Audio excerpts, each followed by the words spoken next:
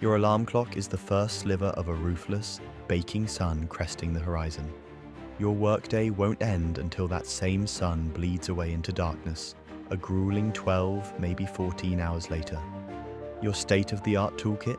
A wooden plow that barely scratches the earth, a brittle clay sickle for harvesting, and your own two hands. Your boss isn't just a landowner, he's a priest or a king, a figure you believe the gods themselves chose, and he demands a crippling portion of everything you manage to grow. A sudden, violent flood can roar over your fields, wiping out your entire year's work, your family's whole food supply in a single afternoon, and the very water you painstakingly divert from the river, the lifeblood of your existence, is slowly, invisibly poisoning the soil your children and your children's children will have to depend on. This isn't some hypothetical nightmare. This was the brutal, unrelenting reality for the average farmer in ancient Mesopotamia. We call this land the Cradle of Civilization, a name that conjures images of progress and growth. But for the millions of people who actually built that civilization with their sweat and sorrow, it was a cradle rocked by violence, uncertainty, and despair.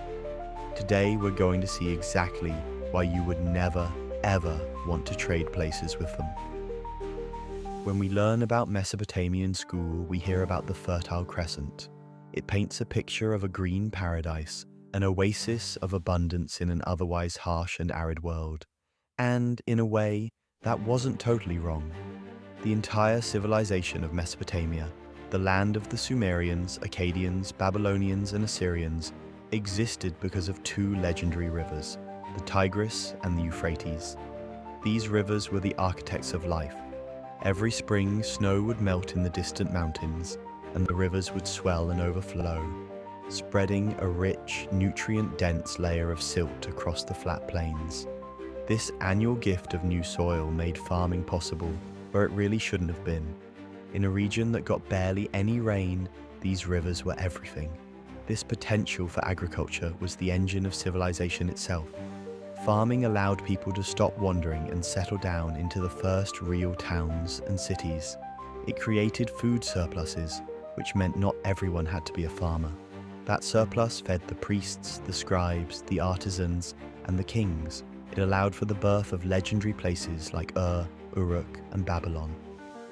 Everything we associate with Mesopotamia, the invention of writing, the wheel, law codes, incredible architecture, was all built on the back of the farmer.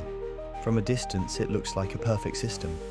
The rivers give you water and fertilizer, the farmers grow food, and civilization flourishes.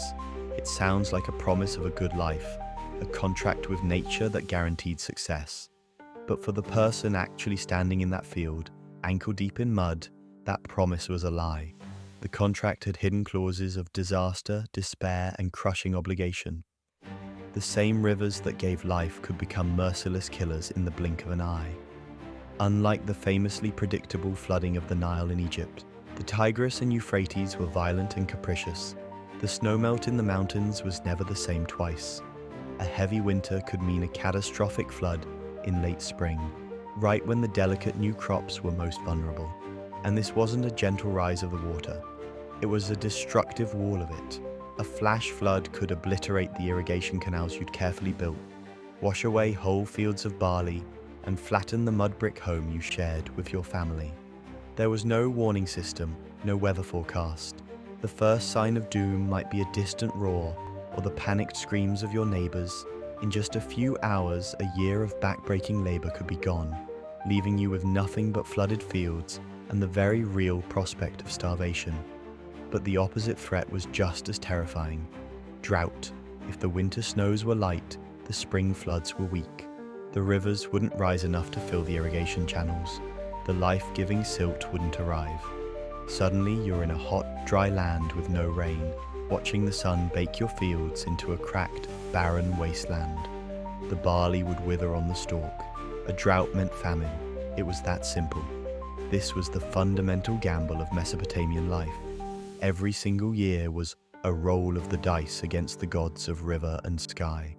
Would the flood be too much, too little, or just maybe, would it be just right? This constant gnawing uncertainty was the backdrop to every single day. You weren't just working the land, you were in a constant battle with it, a battle where the land always held the power. Let's walk through a day in the life of our Mesopotamian farmer. Let's call him Enlil Bani. He doesn't own his land. He works a plot owned by the local temple. His day begins before sunrise.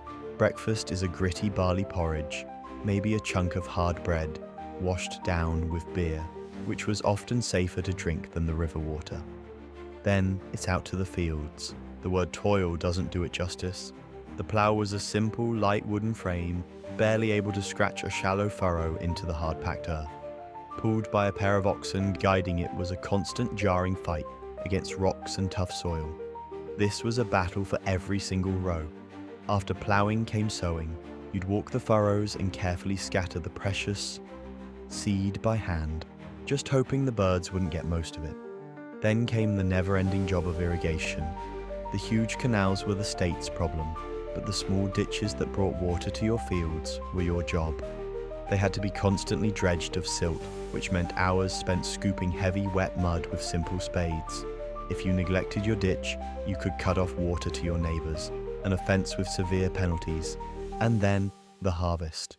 This was a frantic, desperate race against time.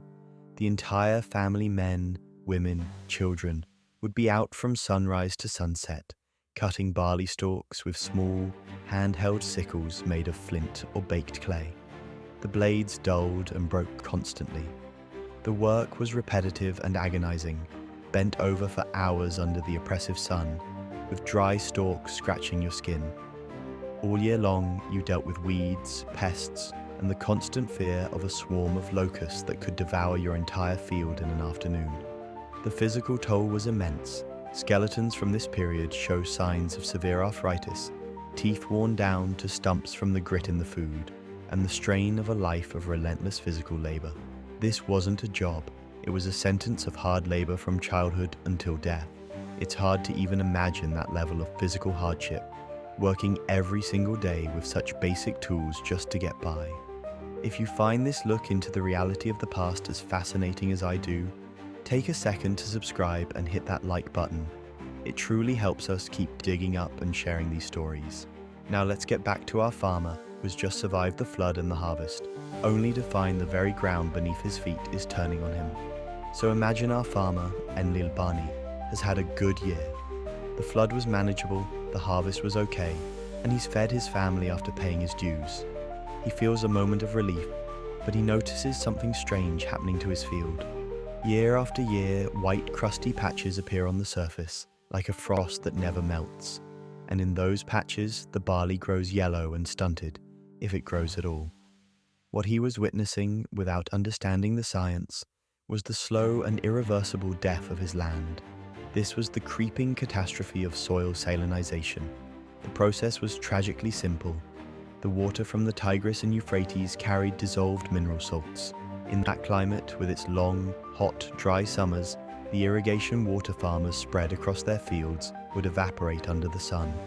The water vanished, but the salt it carried was left behind. Year after year, irrigation after irrigation, the salt built up in the soil. At first, the effects were minor, but over decades, the salt levels became toxic. Barley, a fairly salt-tolerant grain, was the main crop in southern Mesopotamia for this very reason. Ancient records show that farmers in the south had to almost completely give up on growing wheat, which is far less tolerant of salt. But eventually, even the hardy barley couldn't handle it. Crop yields began to plummet. Historians now believe this escalating environmental crisis was a major reason for the decline of the great Sumerian city-states. Think about the psychological horror of that. You're doing everything right. You're working harder than ever.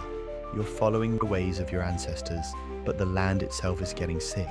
The very act of watering your crops, the one thing you must do to survive this year, is guaranteeing your children will have a harder time surviving in the future. It's an unwinnable situation. The land was being poisoned, and the farmer was an unwitting accomplice. Life as a Mesopotamian farmer wasn't just a fight against nature. It was a struggle against the crushing weight of the society built on your back. In the rigid social pyramid of Mesopotamia, farmers were at the very bottom, just one step above slaves. They were the vast majority of the population, maybe 80%, but they had the least power. The priests in their ziggurats, the scribes with their secret knowledge of writing, the merchants in the cities, the king in his palace, all of them lived off the farmer's labor. The vast majority of farmers weren't independent landowners. They were tenant farmers or serfs, bound to land owned by the temple, the king, or some wealthy elite. In exchange for the right to work the land, they owed a massive portion of their harvest, a third, a half, sometimes even more. The tax collector's visit was a moment of pure dread.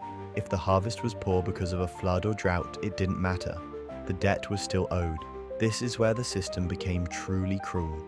One bad harvest could plunge a family into a spiral of debt they could never escape. To survive, a farmer might have to borrow grain at sky-high interest rates. If he couldn't pay it back, the consequences were dire.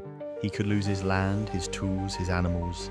If that wasn't enough, he could be forced to sell his wife and children into debt slavery. And as a last resort, he could sell himself, losing his own freedom just because the river flooded too high. The law was not on his side.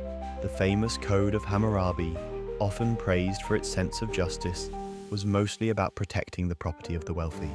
It enshrined the farmer's obligations in stone. One law states that if a farmer is careless and floods his neighbor's field, he has to repay all the grain his neighbor lost. Another is even harsher. If a tenant is lazy and doesn't farm the field, he still has to pay the owner rent based on what the neighboring fields produced. There was no forgiveness, no safety net. All of the risk was on the farmer. And if all that wasn't enough, there was corvée labor mandatory, unpaid conscription. At any time, a farmer could be pulled from his own fields and forced to work on state projects, digging a massive canal, building a city wall, or constructing a new palace. This could last for months, often during critical planting or harvesting seasons, threatening his own family's survival for a distant ruler's ambition. He was trapped, a powerless cog in a giant, unforgiving machine. Now, it would be wrong to paint the Mesopotamian farmer as just a passive victim. Their story is also one of incredible human resilience. Faced with these impossible challenges, they didn't just give up. They innovated. Their greatest achievement was their mastery of irrigation. This was a sophisticated network of canals, some stretching for miles. They understood engineering, building canals that used gravity to flow water down into the fields. They created complex systems of channels, weirs, and dikes to control the water with remarkable precision. This was advanced hydraulic engineering that turned a semi-arid plain into a breadbasket. They also improved their tools and techniques. They learned to leave fields fallow for a season to let them recover and to help manage the salt. They pioneered the cedar plow, which combined plowing and planting into one efficient step. They carefully selected crops like barley that could better withstand the salty conditions. These were the calculated responses of intelligent survivors who understood their environment intimately. But here is the crucial point. All of this ingenuity wasn't aimed at creating a comfortable life. It was aimed at sheer survival. Their incredible innovations didn't lead to leisure or prosperity for the average person. They were the bare minimum needed to keep their heads above water in a world that seemed determined to drown them. Their brilliance was a testament to their spirit, but it only made life barely possible. It never made it good. So to be a farmer in ancient Mesopotamia was to live life on a knife's edge. You were locked in a battle with unpredictable rivers that could bring feast or famine. Your body was broken by endless, grueling labor with the simplest tools. You watched the earth turn to poison under your feet, and you were squeezed by a social system that saw you as little more than a beast of burden. Your life was defined by risk, debt, and fear. The Fertile Crescent was fertile, yes, but that fertility came at an almost unbearable human cost. The grand ziggurats, the first written words, the sprawling cities, they all cast a very long shadow. And in that shadow toiled millions of forgotten farmers, the true architects of civilization, whose own lives were anything but civilized. It was a world where just surviving was the only victory you could hope for. So the next time you hear the phrase, Cradle of Civilization, spare a thought for the people who had to rock that cradle, and ask yourself, what would have been the final straw for you? The flood, the drought, the back-breaking labor, or the crushing debt? Let us know your thoughts in the comments below. Thanks for watching. If you enjoyed this trip into the past, please don't forget to like and subscribe to the Ancient Daily for more. We'll see you next time.